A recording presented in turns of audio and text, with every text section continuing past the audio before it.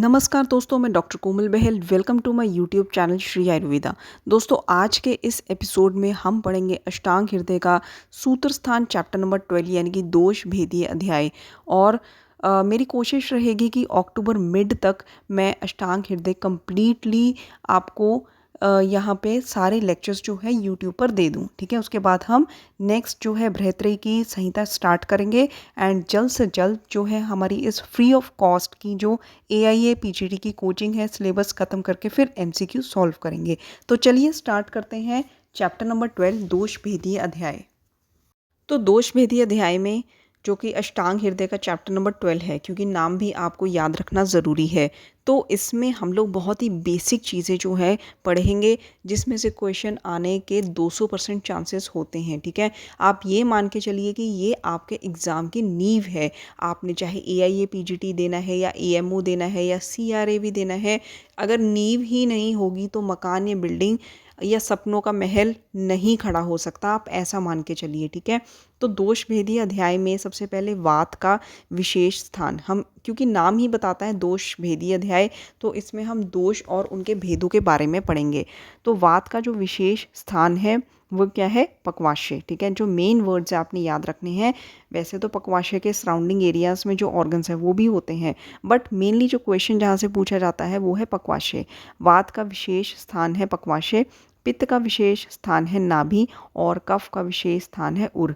ठीक है, तो ये वाग्भट जी के अकॉर्डिंग है। जब जैसे जैसे आप चरक पढ़ेंगे, सुश्रुत में आपको पढ़ाऊंगी, तो उनके अकॉर्डिंग जो है जो सुजेशंस हैं, उनके जो मत हैं, ठीक है, वो चेंज होते जाएंगे। तो इसीलिए इसको साथ साथ पढ़िए, ताकि आपको एक आचार्य का जब दिमाग में अच्छे से बैठ जाएगा तो बाकी आचार्यों का याद करना बहुत ईजी हो जाएगा। तो वात का विशेष स्थान है पक्वाशय, पित्त का नाभि और कफ का उर। अब वात पित्त कफ तीनों के 5 भेद हैं।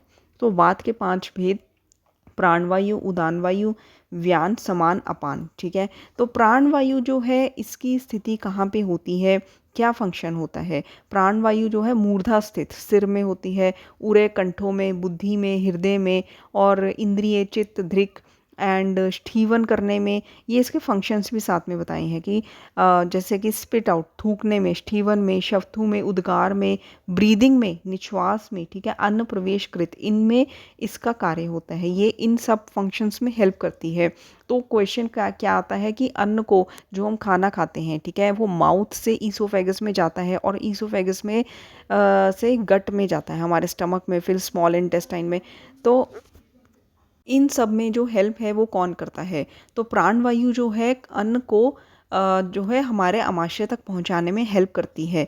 ठीक है, तो मूर्धा स्थित, ये सबसे पहले जो हमारे अपर जो बॉडी पार्ट्स हैं हमारे सिर में, यानी कि मूर्धा में, उरे में, कंठ में, बुद्धि में, हृदय में, इंद्रियों में ये स्थित होती है। स्टीवन में, शवथु में, उद्गार में, निश्वास में, अन्न प्रवेश कृत, ठीक है, इनमें ये हेल्प करती है। नेक्स्ट इज उदान वायु। उदान वायु जो है उरे स्थानम उदानस से, जो उरे स्थान जो होता है वो उदान का होता है। ये बोलने में, वाक प्रवृत्ति में हेल्प करती है, ये इसका स्पेशल फंक्शन है। नासा में, नाभि में भी वाग्भट जी ने बताया है कि ये विचरण करती है। नासा, नाभि, आश्चर्य, स्मृति, प्रयत्न, ऊर्जा, बल, वर्ण। ठीक है, तो ये सबसे पहला पॉइंट हमने क्या याद करना है कि ये उरे स्थान में रहती है। फिर बोलने में, वाक प्रवृत्ति में ये हेल्प करती है।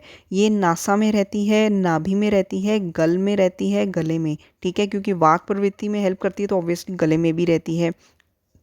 स्मृति में इसका बहुत बड़ा फंक्शन होता है, मेमोरी में ये हेल्प करती है। एंड ऊर्जा, बल, वर्ण को बढ़ाती है। व्यान वायु क्या करती है कि ये हृदय में स्थित रहती है, कृत्सन देहचारी, लेकिन ये सारे देह में विचरण करती है। महाजवय भी कहते हैं, मतलब कि अत्यंत वेगवान होती है। ठीक है, पूरे फ्लो के साथ सारे शरीर में घूमती है।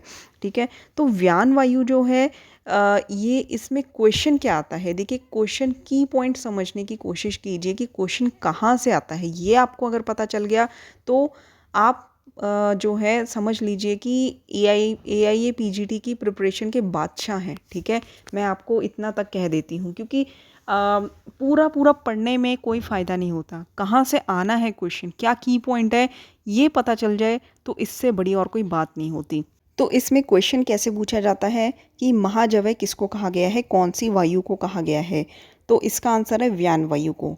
दूसरा क्वेश्चन कैसे पूछा जाता है कि महाजवय व्यान वायु है। लेकिन ये किस आचार्य ने माना है कि व्यान वायु महाजवय है? तो ये आचार्य वाग्भट ने माना है। तो ये दो टिपिकली क्वेश्चंस पूछे जाते हैं, ठीक है। तो व्यान वायु इसकी स्थिति जो है हृदय में है, पहला इंपॉर्टेंट पॉइंट। लेकिन कृत्सन देचारी पूरे शरीर में विचरण करती है। हृदय स्थित कृत्सन देचारी, इतना भी रखकर पूछ लेते हैं कि ये कौन सी वायु के लिए कहा गया है? तो ये व्यान वायु के लिए कहा गया है। गति, अवक्षेपण, उत्क्षेपण, निक्षेप, उन्मेष, ठीक है। जो ब्लिंकिंग ऑफ आईज होती है, अवक्षेपण, उत्क्षेपण, निमेष, उन्मेष, गति, जो भी मूवमेंट होती है वो वाग्भट जी ने व्यान वायु के कारण मानी है। समान वायु, समान वायु अग्नि के समीप रहती है, कोष्ठ में विचरण करती है। अग्नि समीपस्थ कोष्ठे चरती सर्वथा, ये किसके लिए कहा गया है? समान वायु के लिए। अग्नि समीपस्थ कोष्ठे चरती सर्वथा, ठीक है। फिर अन्नम ग्रहणाति, अन्न को ग्रहण करना, ठीक है। पचती, उसको पचाना। विवेचती मुंचती, मतलब कि अन्न और जो प्रसाद और किट भाग है दोनों को अलग अलग करना, विवेचन करना, ये समान वायु का कार्य होता है, ठीक है। अग्नि समीपस्थ कोष्ठे चरती सर्वथा, अन्नम ग्रहणाति, पचती, विवेचती, मुंचती। अपान वायु, अपान वायु जो है, अपान यानी कि गुदा में स्थित है। अपान का मतलब ही होता है गुदा, ठीक है। तो अपान वायु गुदा में स्थित होती है, श्रोणी में, बस्ती में, मेड़ में, जो भी मतलब कि pelvic organ, lower abdominal organs होते हैं उनमें अपान वायु स्थित होती है। अपान में स्थित है, श्रोणी में, बस्ती में, मेड़ में, उरु में भ्रमण करती है। शुक्र को निकालना, आर्तव को निकालना, शक्रत मतलब पुरीश है, मूत्र है, गर्भ का निष्क्रमण करना, ये अपान वायु के कार्य होते हैं। आप इजीली गेस भी कर लेंगे इसको। नेक्स्ट इसकी पित्त यानी कि पाचक पित्त जो है 5 प्रकार की होती है। देखिए आपको मेनली प्राण और उदान वायु, ठीक है, ये थोड़ा सा ज़्यादा आपको इस पर ज़ोर देना है, फोकस करना है, क्योंकि यही मेनली भूल जाते हैं। बाकी समान वायु जो है ये आपको पता ही है कि अग्नि के समीप रहती है तो पाचन वगैरह का कार्य करती है, विवेचन का कार्य करती है। अपान वायु भी आप गैस कर लेंगे। मेन है प्राण और उदान, और तीसरा इसके बाद व्यान पर थोड़ा सा ध्यान देना है, वो महाजवय वाले शब्द पे, ठीक है। नेक्स्ट इसकी जो पित्त के 5 भेद होते हैं, पाचक पित्त है, रंजक पित्त है, साधक, आलोचक और भ्राजक। तो पाचक पित्त जो है नाम ही बताता है कि पाचन का कार्य करता है, तो ये पक्वाशय आमाशय के मध्यम में रहता है। पक्व, आमाशय, मध्यम, ये शब्द जो है ना ये याद रखिएगा, क्योंकि पाचक पित्त के स्थान को लेकर बहुत बार क्वेश्चन पूछा जाता है कि पक्वाशय में है, आमाशय में है, या पक्व, आमाशय, मध्यम में, तो ये, या फिर अग्नाशय में। तो पक्व, आमाशय, मध्यम में पाचक पित्त होता है, ठीक है। इससे ये पंचभूतात्मक होता है, लेकिन तेजस जो महाभूत होता है वो इसमें प्रधान होता है।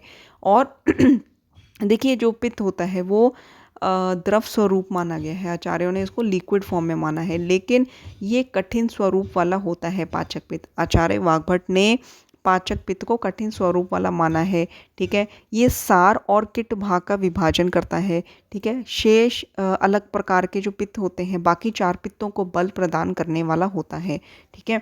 तो पाचक पित्त जो है पक्व, आमाशय के मध्यम में रहता है, पहला पॉइंट हो गया, ठीक है। दूसरा है कि पंचभूतात्मक होता है लेकिन तेज महाभूत प्रधान होता है।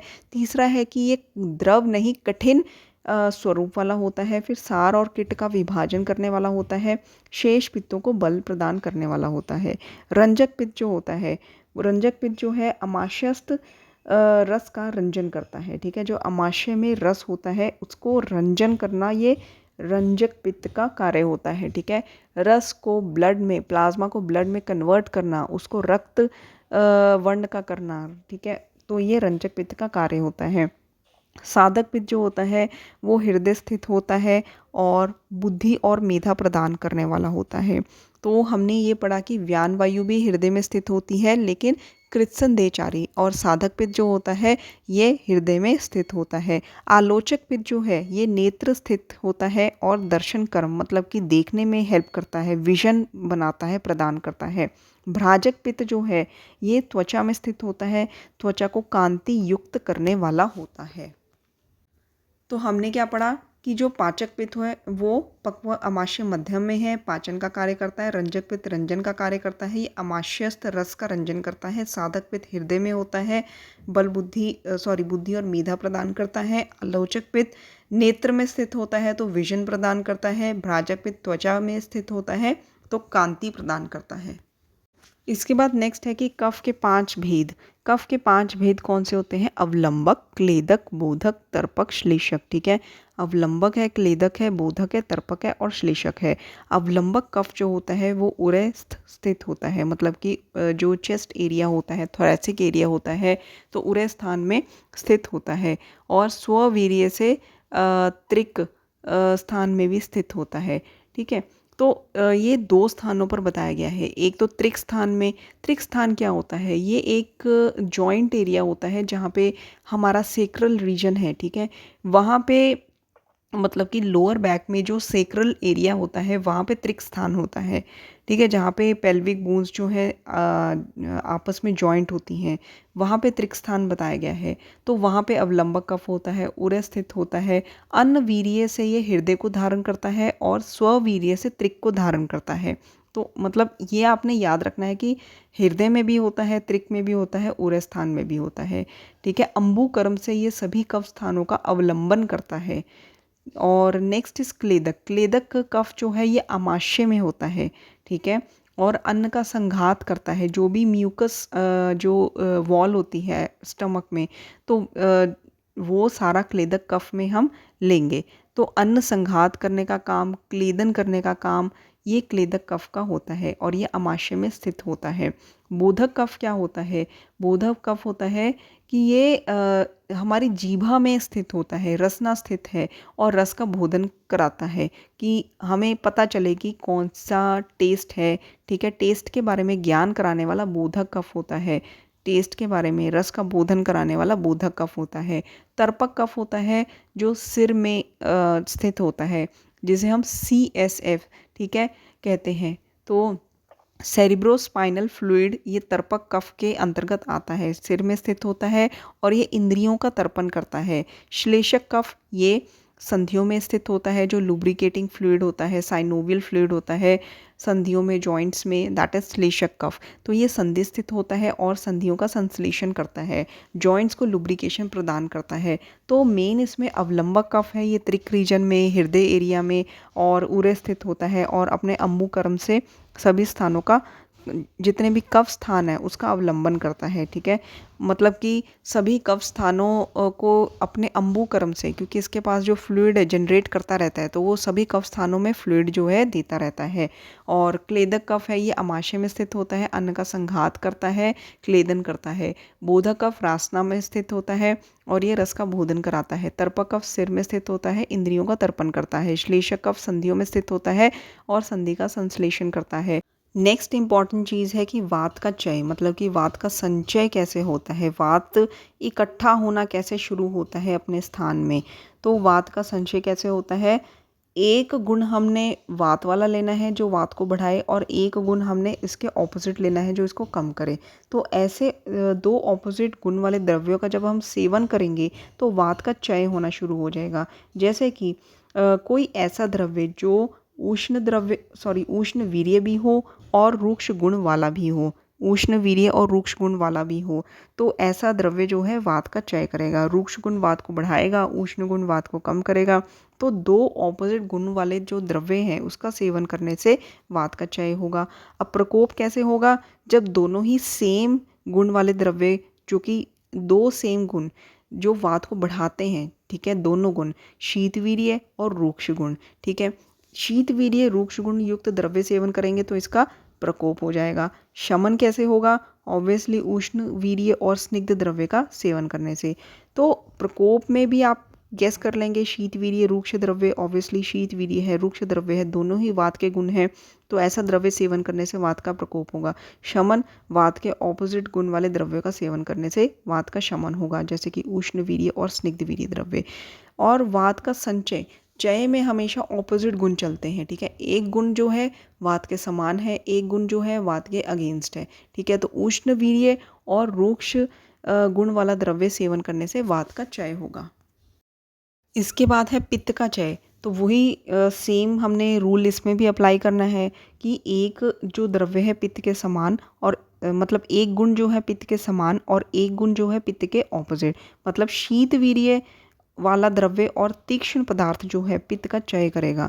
तीक्ष्ण पित्त को बढ़ाने वाला, शीत पित्त को कम करने वाला। तो शीत वीर्य और तीक्ष्ण पदार्थ जो है पित्त का क्षय करता है। प्रकोप में दोनों सेम गुण आ जाएंगे, उष्ण वीर्य तीक्ष्ण पदार्थ। शमन में दोनों ऑपोजिट गुण आ जाएंगे, शीत वीर्य मंद गुण पदार्थ। ठीक है, तो क्षय में ऑपोजिट गुण हमेशा लिए जाते हैं, लेकिन ये रूल जो है कफ में अप्लाई नहीं होता। ठीक है, कफ के क्षय में आपको शीत वीर्य वाला द्रव्य चाहिए है और साथ में स्निग्ध द्रव्य चाहिए। ठीक है, आप कहेंगे कि इसमें तो कफ कोई भी ऑपोजिट नहीं है, कफ के दोनों ही कफ को बढ़ाने वाले हैं। लेकिन कफ जो है एक विस्कस फ्लूइड होता है, म्यूकॉइड जो फ्लूइड, गाढ़ा फ्लूइड होता है। ठीक है, आप इसको इस तरह से इमेजिन करिए। ठीक है, जिससे आपका कंसेप्ट बहुत आसानी से क्लियर होगा। तो उसको एक गाढ़े फ्लूइड को क्षय करने के लिए, इकट्ठा करने के लिए हमें उसको जमाना पड़ेगा एक जगह पे। ठीक है, तो उसके लिए हमें शीत वीर्य वाला द्रव्य और स्निग्ध द्रव्य चाहिए। स्निग्ध द्रव्य जो कि उसका क्षय करेगा और शीत वीर्य द्रव्य जो कि उसको वहाँ पे सेटल डाउन करेगा। प्रकोप में उष्ण वीर्य और स्निग्ध द्रव्य चाहिए। ऑब्वियसली जैसे कि हेमंत ऋतु में कफ का संचय होता है, लेकिन वसंत में उसका प्रकोप होता है। ठीक है, शिशिर में नहीं होता। क्यों? क्योंकि वसंत में जो सूर्य की किरणें होती हैं वो कफ को पिघला देती हैं, पिघला के वो इतना ज़्यादा बढ़ जाता है बॉडी में कि प्रकोपित अवस्था में आ जाता है। उसी तरह से हमें कफ को प्रकोप करने के लिए उसको पिघलाना पड़ेगा, तो उष्ण वीर्य द्रव्य चाहिए और साथ में स्निग्ध द्रव्य चाहिए। स्निग्ध जो कि कफ को बढ़ाएगा और उष्ण वीर्य जो कि कफ को पिघला के और ज़्यादा प्रकोपित कर देगा। शमन के लिए हमें उष्ण वीर्य द्रव्य चाहिए और रूक्ष द्रव्य चाहिए। ठीक है, शमन के लिए तो दोनों ही ऑपोजिट है, उष्ण और रूक्ष। लेकिन आपने क्षय और प्रकोप में याद रखना है, क्षय के लिए हमने उसको वहाँ पे जमाना है। ठीक है, ताकि वो संचित होता रहे। तो संचित होने के लिए स्निग्ध द्रव्य यूज़ कर लिया, उसको वहाँ जमाने के लिए, सेटल डाउन करने के लिए उसको शीत वीर्य द्रव्य जो है प्रयोग कर दिया, ताकि वो क्षय हो गया वहाँ पे। अब उसको प्रकोपित करना है तो हमने स्निग्ध वीर्य द्रव्य तो उसको प्रकोपित करने के लिए प्रयोग किया, लेकिन साथ में हमने उष्ण वीर्य द्रव्य भी प्रयोग कर दिया ताकि वो मेल्ट होके पिघल के बहुत ज़्यादा प्रकोपित हो जाए। ठीक है, और शमन के लिए हमने उष्ण वीर्य और रूक्ष द्रव्य प्रयोग करना है। तो ये डिफरेंस याद रखिएगा। दोष की वृद्धि कैसे होती है? जब दोष अपने ही स्थान में बढ़ता है। ये बहुत बेसिक कंसेप्ट्स हैं जो आपको पता होने चाहिए। अगर आयुर्वेद को समझना है और एक्सीलेंट आयुर्वेदिक प्रैक्टिशनर बनना है तो ये बेसिक चीज़ें पता होनी चाहिए आपको। देखिए, दोष जब अपने स्वस्थान में वृद्धि करे तो उसको क्षय करते हैं, लेकिन अपने स्थान से निकल कर दूसरे मार्ग में गमन करने लग जाए, विमार्ग गमन करे तो उसको प्रकोप कहते हैं। और स्वस्थान में रहना, ठीक है, सही तरीके से, उसको शमन कहते हैं। ठीक है, स्वस्थान में वृद्धि होता है क्षय एंड विमार्ग गमन होता है प्रकोप। ठीक है, और स्वस्थान में रहना शम। ठीक है, दोष का क्षय, प्रकोप और प्रशमन ये ऋतु के अनुसार, जैसे कि वात है तो वात का आपने कोई भी दोष का, जैसे कि वात पित्त कफ, तीनों दोष का आपने सिर्फ एक ही ऋतु याद रखनी है, प्रकोप वाली। तो उसके आगे पीछे की ऋतु आपको खुद ही याद हो जाएगी कि संचय और शमन वाली है। जैसे कि वात प्रकोपित होता है वर्षा में, तो वर्षा से पहले ग्रीष्म में उसका संचय होता है, बाद में शरद में उसका शमन होता है।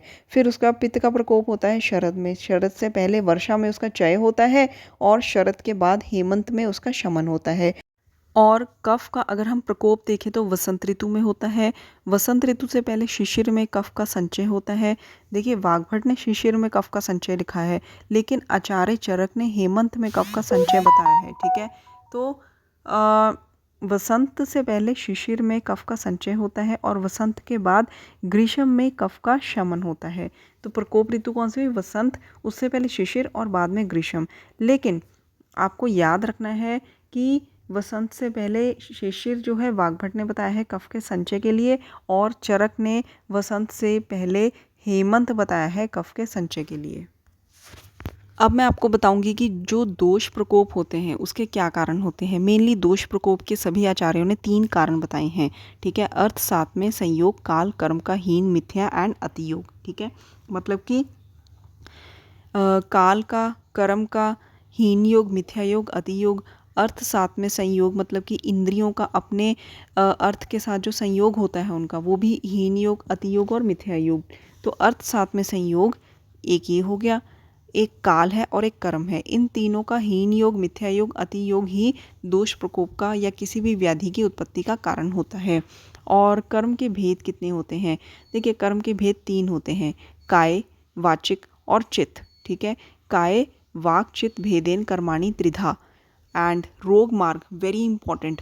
रोग मार्ग जो है इसमें बाह्य रोग मार्ग अगर हम देखेंगे तो बाह्य रोग मार्ग होता है शाखागत रोग, ठीक है। बाह्य रोग मार्ग शाखागत रोग में कौन से रोग आते हैं, जैसे कि त्वचा है, रक्त आदि धातुओं के जो रोग होते हैं, मशक, व्यंग, गंड, अलजी, अर्बुद, अर्श। कई रोग ऐसे भी होते हैं जो बाह्य में भी आते हैं और मध्यम अभ्यंतर में भी आते हैं, वो हम आगे देखेंगे, ठीक है। तो बाह्य रोग मार्ग यानी कि शाखागत रोग त्वचा, अर्बुद, अर्श, गुल्म। अर्श दो तरीके के होते हैं, जो एक्सटर्नल पाइल्स होते हैं वो शाखागत में आते हैं। गुल्म है, शोथ है, रक्त आदि धातुओं के रोग। आभ्यंतर रोग मार्ग में अंतः कोष्ठ है, महास्त्रोत, आमाशय, पक्वाशय में जो रोग होते हैं वो अभ्यंतर रोग मार्ग के अंतर्गत आते हैं, जैसे कि छर्दी, अतिसार, कास, श्वास, ज्वर, उदर रोग। तो इसमें आप देखेंगे कि शोथ, गुल्म, अर्श ये हमने शाखागत रोग में भी पढ़े थे, तो ये अभ्यंतर रोग मार्ग में भी आते हैं। इसके अलावा विधृति और विसर्प भी अभ्यंतर रोग मार्ग में आते हैं। तो अंतः कोष्ठ, महास्रोत या अमाशय पक्वाशयगत रोग होते हैं वो अभ्यंतर रोग मार्ग में आते हैं, ठीक है। जैसे छर्दी, अतिसार, कास, श्वास, ज्वर, उदर रोग। फिर शोथ, गुल्म, अर्श जो है ये बाह्य रोग मार्ग में आते हैं। फिर विधृति और विसर्प ये अभ्यंतर में आते हैं। मध्यम रोग मार्ग इसमें है शिर, हृदय, वस्ती, मर्म, ठीक है। तो जो मतलब सिर में, हृदय में, बस्ती, मर्म, अस्थि, संधि, सिरा, स्नायु, कंडरा, ये जो इनके रिलेटेड जितने भी रोग होते हैं, जैसे कि राज्य क्षमा है, पक्षाघात है, अर्दित है, शिरोरोग है, हृदय रोग है, संधिशूल है, ये मध्यम रोग मार्ग में आते हैं। बहुत ही इम्पॉर्टेंट क्वेश्चन ये है कि पक्षाघात या अर्दित बहुत बार पूछा गया है, या राज्य क्षमा, स्पेशली पक्षाघात और अर्दित को लेकर पूछा गया है कि ये कौन से रोग मार्ग की व्याधियां हैं, तो ये मध्यम रोग मार्ग की व्याधियां हैं, ठीक है। शिर, हृदय, बस्ती, मर्म और अस्थि, संधि, सिरा, स्नायु, कंडरा, ठीक है, ये मध्यम रोग मार्ग की व्याधियां हैं। मतलब इनसे रिलेटेड जो व्याधियां होती हैं वो मध्यम रोग मार्ग की व्याधियां होती हैं, जैसे कि राज्य क्षमा है, पक्षाघात है, अर्दित है, शिरोरोग है, हृदय रोग है एंड संधिशूल है। रोगों के भेद बहुत इंपॉर्टेंट चीज़ें हैं जो मैं आपको पढ़ा रही हूँ। तो रोगों के भेद 3 होते हैं, एक है दोषज, एक है कर्म दोषज और एक है कर्मज। दोषज मतलब कि हमने कुछ उल्टा सीधा खाया, ठीक है, और दृष्ट अपचार किया हमने, मतलब कि हमने आहार विहार ठीक से नहीं किया तो दोष प्रकोपित हो गए, तो दोषज व्याधियाँ होगी। दूसरा है कर्मज। कर्मज मतलब कि जो पूर्व जन्म में जो हमने अपराध किए हैं, ठीक है, हमारे कर्मों के कारण जो रोग होते हैं, जिसमें हमने सब कुछ, हम योगा कर रहे हैं, हम मेडिटेशन कर रहे हैं, हम सात्विक आहार कर रहे हैं, सब कुछ फॉलो कर रहे हैं, फिर भी लोगों को बीमारियां हो जाती हैं, ठीक है। लोग अल्कोहल नहीं पीते फिर भी लोगों को लिवर डिजीज़ हो जाता है, तो ये कर्मज व्याधियाँ होती हैं जिसमें जो हेतु होता है वो नहीं होता, हमारे पूर्व जन्म के कर्मों के कारण ये रोग होते हैं। उभयज जो होता है जिसमें हेतु अल्प होता है, कि थोड़ा सा हेतु है लेकिन रोग महान हो गया, क्यों? क्योंकि उसमें कर्म और दोष दोनों इन्वॉल्व होते हैं, ठीक है। कर्मों के कारण जो है कर्मों के कारण और अल्प हेतु के कारण दोष प्रकोप होकर व्याधियां उत्पन्न करते हैं। तो दृष्ट अपचार मतलब दोषज रोग, पूर्व अपराध कर्मज रोग एंड उभयज मतलब कर्म दोषज रोग। रोगों के अन्य 2 भेद भी होते हैं, एक है स्वतंत्र रोग और एक है प्रतंत्र रोग। स्वतंत्र रोग होते हैं यजा स्वजन्म उपशया, स्वतंत्रता, स्पष्ट लक्षणा, ठीक है, जो जिनका जन्म जो है दोषों के प्रकोप के कारण स्वयं होता है और जिनके लक्षण जो है स्वतंत्र रूप से स्पष्ट लक्षण दिखते हैं, ठीक है। यथा स्वजन्म उपशया, स्वतंत्रा, स्पष्ट लक्षणा। अब परतंत्र रोग कौन से होते हैं? ये 2 प्रकार के होते हैं, ठीक है।